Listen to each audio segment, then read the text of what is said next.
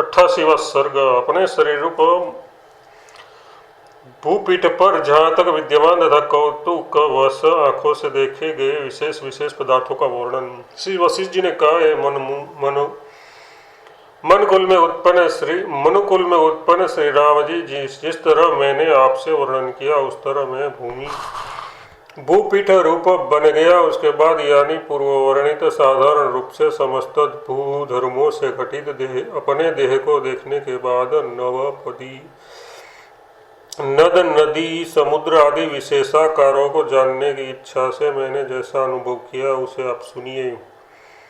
कहीं पर तो भूपीठ में पति पुत्र भाई आदि के मरण से विलाप कर रही स्त्री की करुण वेदना सुनाई दे रही थी, तो कहीं पर उन्नत तांडव नृत्य कर रही रमणियों के महान उत्सवों से आनंद की धूल मची थी। कहीं पर दुर्निवार दुर्भिक्ष के कारण विभीष्म स्कंदन हो रहा था, कहीं पर दुष्ट चेष्टाओं का जाल बिछा था, कहीं पर सृष्टि के कारण फले हुए घनों की संपत्ति से चारों ओर धन सौहार्द निखर रहा था, कहीं पर अग्नि के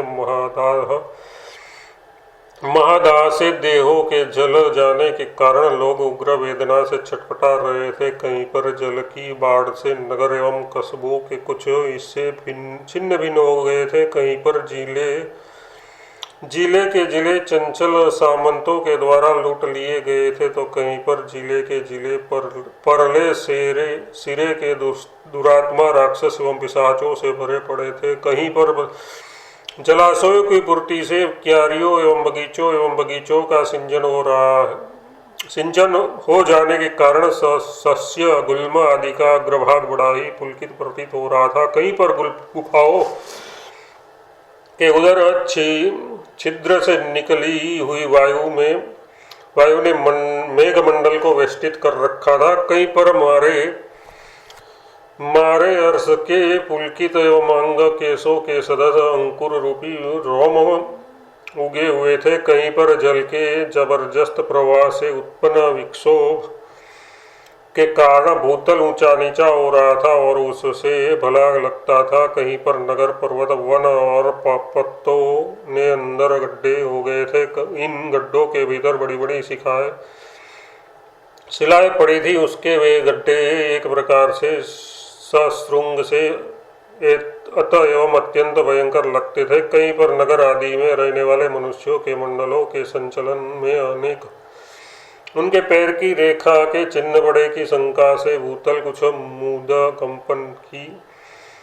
कंपन भी कर रहा था, कहीं पर रण में सामंतों द्वारा शुद्ध सैन्य का संहार किया जा रहा था, कहीं पर शांत समस्त सामंत समूह सुखपूर्वक बैठा हुआ था, कहीं पर चारों ओर जनता से शून्य जंगल ही जंगल था, उसमें उल्लासी वायुओं के जंकारों से झंझार हो रहा था, कहीं पर जंगल में पहले काटा गया फिर बोया गया फिर तैयार हुआ धान दिख पड़ता था, कहीं पर हंस बतख आदि पक्षियों से व्याप्त सरोवर में सुंदर सुंदर कमल खिले थे, कहीं पर मरुभूमि में आंधी से उड़ी हुई धूलियों से स्थूल स्तंभों को पैदा करने वाली धूली दूसर वायु बह रहे थे, कहीं पर नद नदी आदि के प्रवाहों के खेल पूर्वक परस्पर संघर्षों से घर घर ध्वनि हो रही थी, कहीं पर अंकुर आदि की उत्पत्ति नहर रहट आदि यंत्रों से सींचे गए खेत में दान आदि बीजों का उदरवर्धन हो रहा था, कहीं पर भीतर कटी मुखों का मृदु स्पंदन अनुभव हो रहा था और कहीं पर कीड़े हे वशिष्ठ जी, मुझे यहाँ शिला आदि के संकट में फंसा हुआ जानकर आप ही मेरी रक्षा कीजिए यों जता रहे थे भद्र।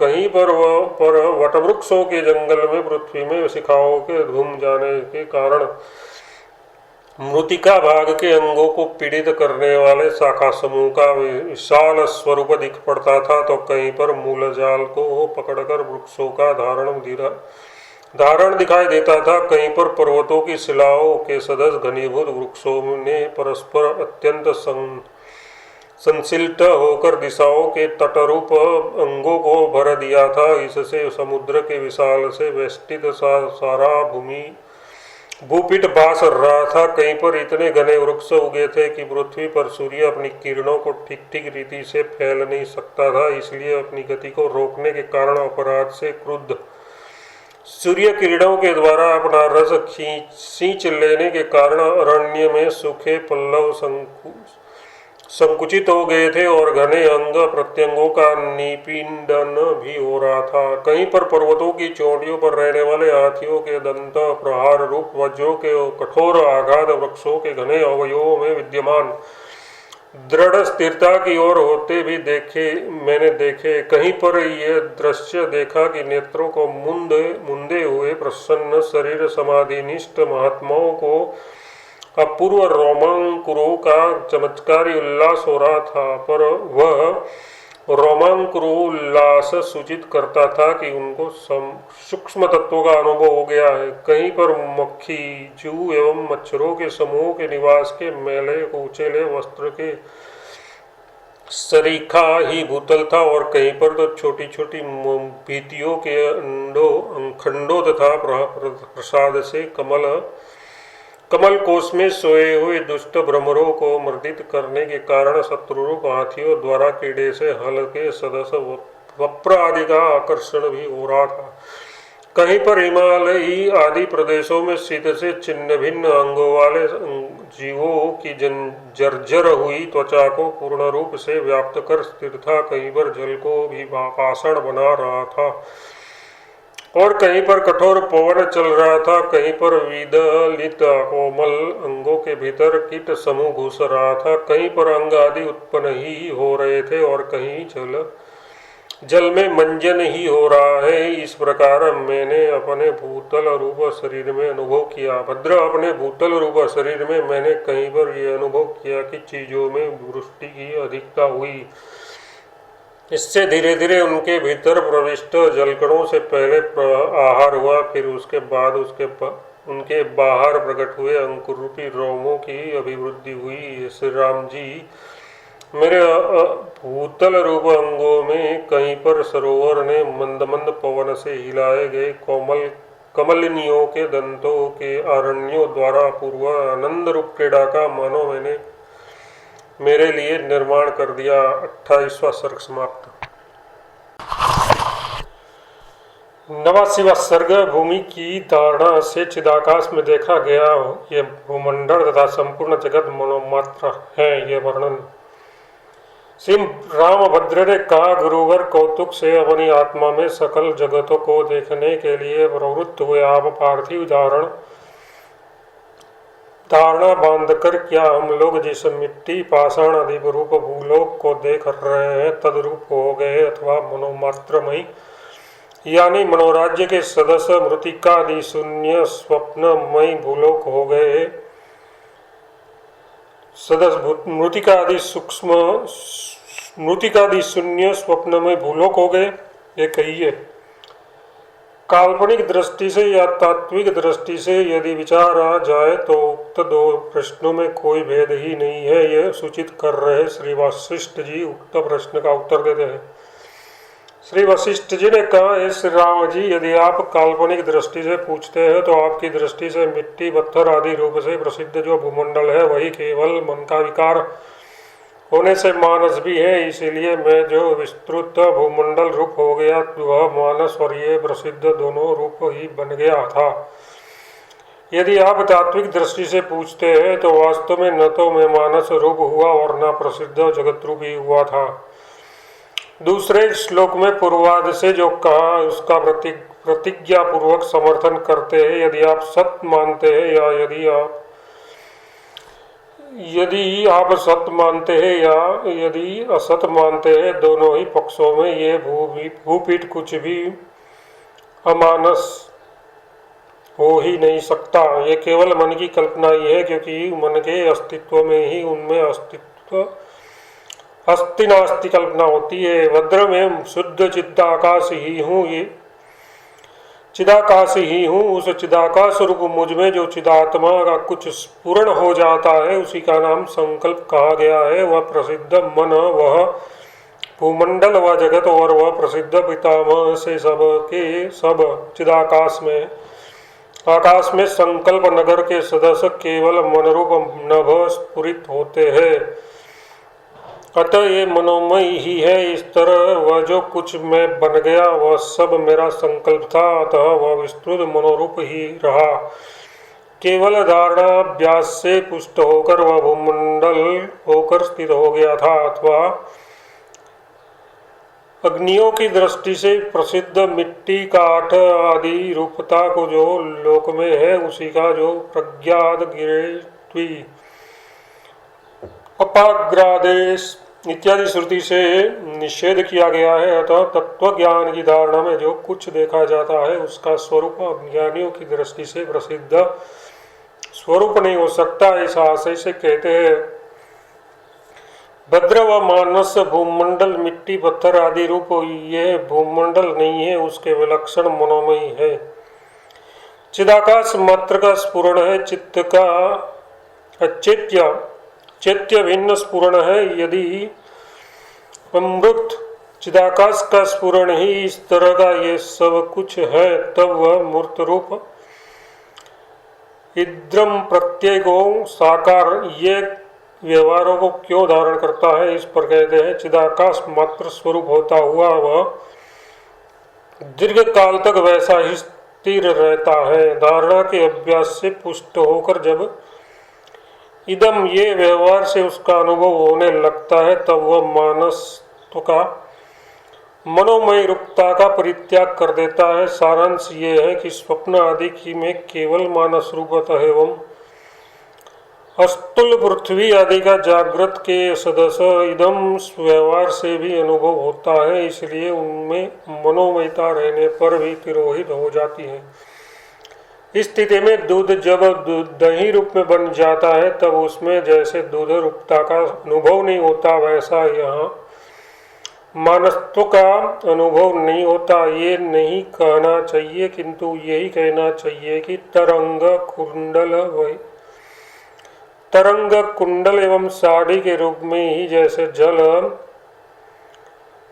स्वर्ण एवं कपास रूपता है, वैसे ही यहाँ पर मानसत्व है ही, किंतु उक्त व्यवहार के बल से वैसा अनुभव नहीं होता, ये जानना चाहिए। भद्र ये भूमंडल स्थिर अत्यंत कठोर अति विस्तार वाला है। इस प्रकार की बुद्धि आकाश में नीलता बुद्धि के सदस्य चिदाकाश चिरकाल के अभ्यास से ही उत्पन्न होती है। ये रघुवर घट आदि तो केवल वाणी के ही विकार है, वास्तव में तो कुछ नहीं है, मिट्टी रूप ही है, मिट्टी ही सत्य है। इस श्रुति दर्शित न्याय से यदि देखा जाए तो अज्ञानियों की दृष्टि से प्रसिद्ध इदम रूप ये पृथ्वी तल है ही नहीं, किंतु मनोरूप आदि सृष्टि का जो सूक्ष्म रूप एक ही था, वही त्रीणी रूपाण्ये सत्यम इस श्रुति से